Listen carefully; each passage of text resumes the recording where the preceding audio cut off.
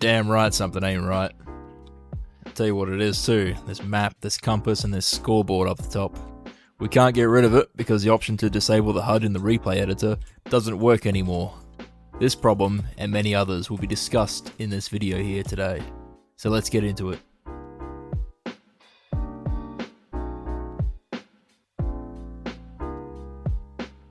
Alright, Insurgency Sandstorm is a multiplayer focused first-person shooter with both PvP and cooperative modes. It was released in December of 2018 and I've been playing since about September 2019 and I've spent 987 hours as of the time of this recording. So I enjoy the game, or at least I enjoy most of it. Sandstorm has quite a few problems which seem to have increased considerably over the past couple of years. Some of these have been going on for so long that you kind of just think of them as part of the game now. Now, before I start talking about the negative sides of this game, I would like to highlight some of the positives. Some of the smaller details which you might not notice when you first start playing, but you will notice them over time. Things like blowing the hinges off of a door to make it fall down, or putting a final shot into a dead enemy to stop his corpse from wiggling around, even though it doesn't really have any effect on the gameplay. Now, you've also got these little objects all around the place, you know, pieces of bread or a fish or watermelons or phones. You know, there's a lot of detail in the world, but a lot of these are also destructible, which is just like a little bit of extra effort that the developers have put in. So we've got all these little details and they're pretty cool. You've got the core gameplay, you know, character customization, all these weapons, a variety of maps. So it all adds up to a pretty good game. And it seems like the developers have put in a lot of effort and they really care about this game. But something seems to have changed. We are getting updates, but with those updates we're getting a lot of bugs. Now, that's understandable, but a lot of these bugs don't seem to be getting fixed. One update will come out and then a bug will be introduced, and a few months later another update comes out. Previous bugs aren't fixed and more are introduced into the game. And those bugs don't seem to be going away. They've made their home here in this house that we call Insurgency Sandstorm. And quite frankly, I think it's about time they leave. But now it's time to start talking about some of these problems. I've also recorded a few interviews with players. I'll put those throughout the video as well. But let's move on to our first issue, which is the replay viewer.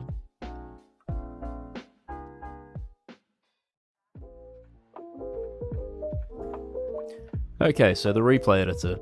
As I mentioned before, and as you saw, you can no longer remove the HUD using the keybind, no matter what you set it to.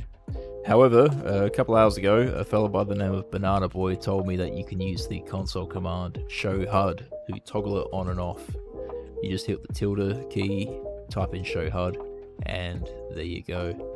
It does keep the little control window up on the screen, which is useful, and that can be removed by pressing the F key by default. Okay, now, so let's talk about this control panel. It's mainly used for going back and forward in time, kind of like a time machine, except for your replays. And you use your mouse button to control this. You click somewhere on there and it will skip to that point in the video.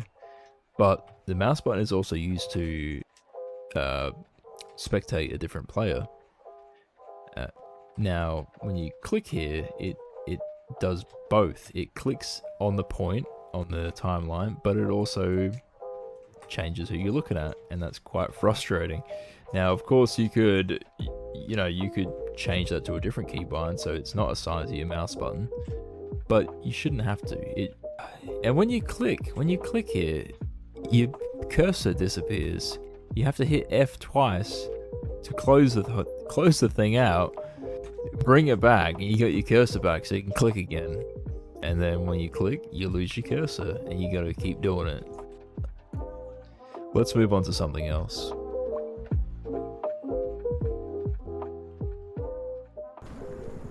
This bug I like to call the laser sight door bug, and the reason being is because if you have a laser sight and you point it at a door, you can see it on the other side of the door. doesn't go through and project onto the wall behind the door, but it does show a dot on the door, similar to what you're seeing on your side. There's not much to say about this bug, it's just, that's what it is. You can see the red dot. Quite useful if you're sitting on the other side with a machine gun and you see this dot appear all of a sudden, you can just spray the door down and kill someone on the other side.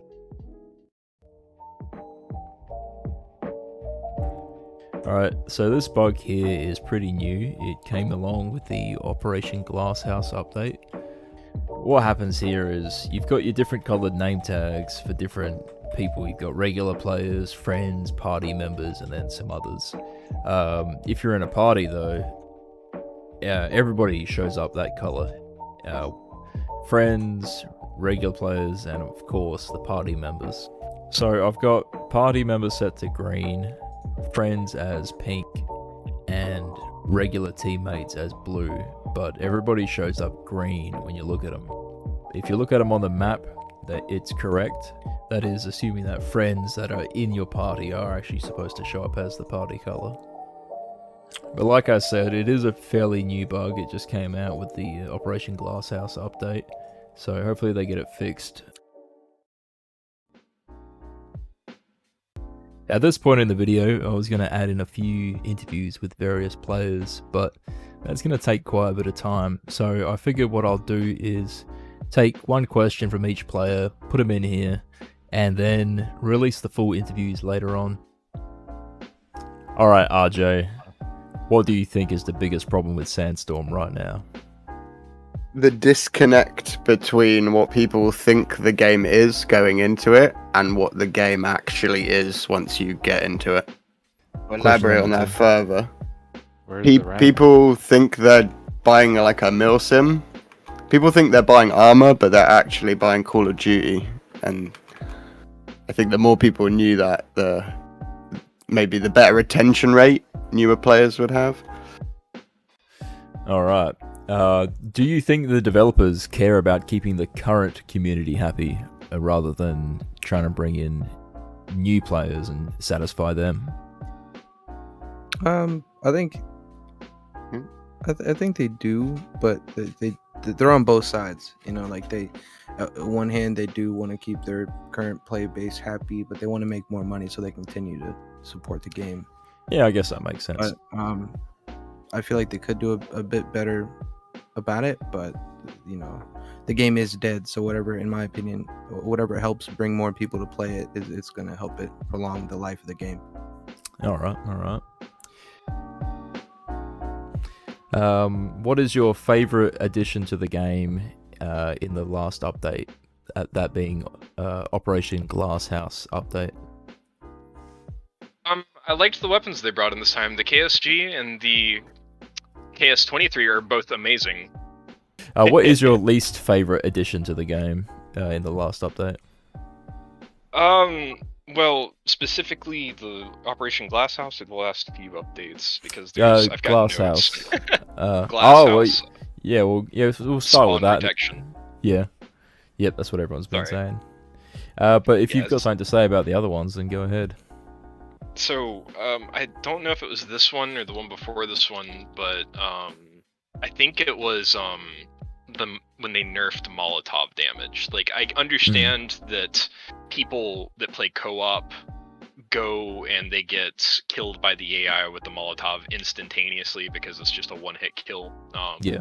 And that can be frustrating, but at the same time, I guess they aren't investigating the problem, which is the AI. Yeah. So instead of fixing the AI for the player base, they're going to nerf a weapon because that's an easier fix than going in and I guess trying to rewrite code or something like that. Did you notice any bugs after the last update? Well, I'm sure everyone knows about the new VoIP bug that they reintroduced. Yeah. I like the grenades though. That was a pretty good one. They patched that already though. Yeah. Where I throw a grenade on the floor above me and it would kill me on the floor. Yeah, so that's pretty good that they got onto that. That I will say they got onto that pretty quick. I only had to deal with that for like a week. Which is that's just so strange though, how like something like that can get fixed straight away, but then There's things like the laser sight bug that, you know, if you shine it at a door, it shows up on the other side of the door. That's been in the It's game for as selective long as I hearing. can remember. Well, it was probably something they could fix easily. This ain't If no they have early to do access any title. actual like programming and like bug fixing, I feel like they're like, I don't really want to do that, Yeah, and but they just skip it. this isn't an early access title anymore. It's supposed to be the full release. It doesn't feel like it, honest. Oh yeah, that's for sure. If I had to say, this game definitely feels like it's in like a Steam Workshop thing or a Greenlight. Yeah, yeah. What are your thoughts on the current reporting system, the player reporting system? It's non-existent. At least the in-game one is. I don't think they take any in-game reporting seriously. You have to submit tickets externally on their website in order for them to actually take a look at it. And also provide a lot of evidence, We've gotten some cheaters and griefers temporarily banned for that. Yeah, and you think, like, I guess, you know, having to provide all that evidence makes sense, but at the same time, a lot of players wouldn't want to do that, would they? They wouldn't want to quit out of the game or alt-tab from the game while they're playing to go, you know, record all this stuff and find out, you know, or watch a replay. So it's kind of annoying, isn't it? If when you want to just keep playing the game. So not only does the cheater disrupt your game by, you know, cheating, but he's also forcing you to go through all this crap to get him punished. Do you think the developers play the game? That's difficult because I knew for a fact that just one of them did. We used to run into him a lot. Just in time. I don't know if he still plays. Yeah, I haven't seen him in a while. I feel like that there's such a violent disconnect between the firefight like hardcore people. Like I'm not even hardcore, and I play like, you know, all the RG people do just because it's like those are my friends. Yeah, but yeah. I feel like there's such a violent disconnect between, you know, PvP and co-op as well as like just firefight and push that people at NWA like aren't paying attention to the fact that there's this like growing divide. I cut this one short because Yanko starts talking about a bunch of stuff, like the disconnect between the two communities. Well, sorry, the different game mode communities, and I think what he's trying to say is that the developers, if they do play, they're probably mainly playing cooperative or the push PvP mode, and therefore you wouldn't really see them very often. And because they're playing these game modes, they're not really aware that there is a player base who is dedicated to the smaller ones like Firefight or Domination. So yeah, I just wanted to, he'd been out in the mountains for a while. He just got back to society and civilization, so his head's a little messed up. But let's move on back to the bugs and all that kind of stuff. This is a new feature that a few people are complaining about, but I haven't had much experience with it. New World Interactive says that there are 2 spawn protection timers. The first timer activates on player spawn or respawn and lasts for 30 seconds. The second timer will override the first timer if the player moves or performs an action and lasts for 5 seconds. However, I've heard that there have been instances of the first timer continuing even after a player moves or performs an action, and then they end up in the fighting area where it's all going down and they've still got their spawn protection active. Like I said though, I haven't really had much experience with this, but other players who do play more often than I do have said that it's quite a bit of a problem. So I just thought I'd bring it up here.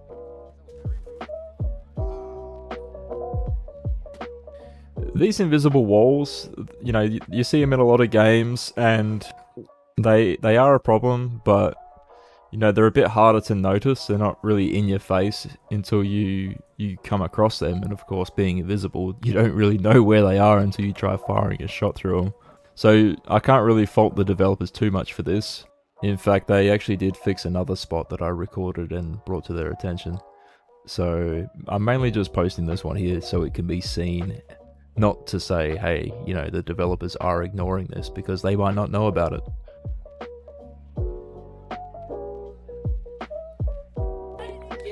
This one's a little funny. It's pretty self-explanatory. Your hands are invisible, and you've got a floating gun. It just doesn't really cause a lot of problems, but it gets a little annoying. It's almost like you're playing receiver. If you've ever played that, it looks pretty similar. This one's kind of like the last one. However, I don't have any footage of it, unfortunately. Neither of them have been around for a long time, I don't think. I think I've just noticed them recently, but I have noticed them a few times. This one, you've got a magazine in the gun, but it's invisible, which causes you to think that the magazine isn't in the gun, and you've got to hit the reload button to put a new one in. But, of course, that's unnecessary because it is in there, and you've just slowed yourself down at the start of the game.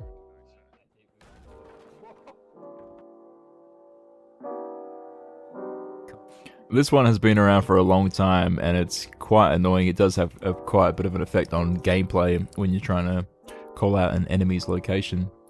As you can see in this video, the map doesn't align with the compass. For example, if you're looking north on the map, your compass will actually be pointing west. So if you call out, hey, there's an enemy north, a guy will look down at his compass and see north, and he'll actually be looking east on the map. So yeah, it can lead to a lot of confusion.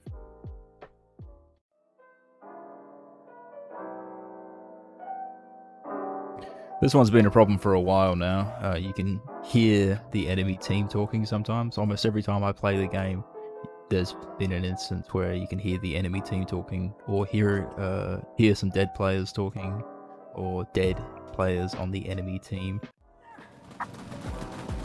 Hey, this guy's a big fat phony. Hey, this guy's a phony. Can anyone else hear Shake and Bake talking? Now, I'm not talking about proximity chat, I'm talking about you can hear their radio communications. So, at the start of the game, if they're saying we're going to go rush Objective Bravo, you can hear what they're saying, and sometimes they can hear you. And also, another thing that's been happening recently is a hot mic bug, which means your microphone is constantly broadcasting to your team, except you don't have any indication that it's happening until your teammates tell you to shut up and stop breathing so loudly. The worst part about these glitches, well, the first one at least, is that it's been going on for so long. I don't know how many months, I've forgotten, but I've just always expected it. Like I said, every time I play, I think I hear this glitch. The enemy team talking, or them being able to hear us talking. It's quite unacceptable, I think. So that brings us to the end of this video. If you've made it this far, then thank you for watching. I'd like to finish this by answering the first question that I asked everyone in the interviews. That is, what do you think is the biggest problem with Sandstorm right now? The answer to that, I think, is it seems like, I'm not saying that they don't, but it seems like the developers don't care as much as they used to. Hopefully I'm wrong, hopefully they are working on these issues, but some of them have been around for quite a long time, so I guess only time will tell.